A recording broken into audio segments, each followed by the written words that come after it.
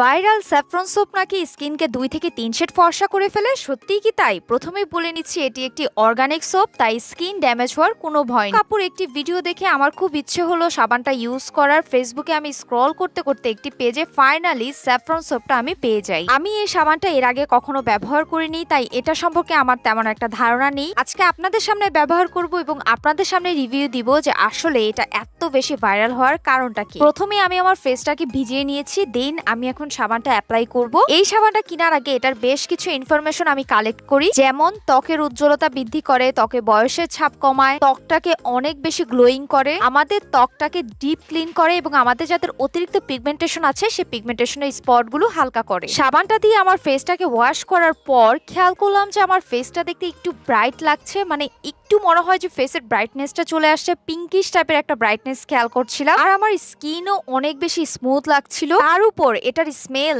এত বেশি সুন্দর, যেহেতু এটা আমাকে একটা ইনস্ট্যান্ট ব্রাইটনিং এফেক্ট দিয়েছে। আমার মনে হয় রেগুলার ইউজ করলে আপনাদের যাদের মুখের মধ্যে দাগ বা ব্রণের দাগ আছে সেগুলো অনেকটা রিডিউস হবে। সোপটি আমার খুবই ভালো লেগেছে। অর্গানিক এই স্যাফরন সোপটি আমি নিয়েছি বিউটি প্লাস পেজ থেকে। নতুন আরো ভিডিও পেতে আমার পেজটিকে ফলো করবেন, ভিডিও শেয়ার করে দিবেন। টাটা।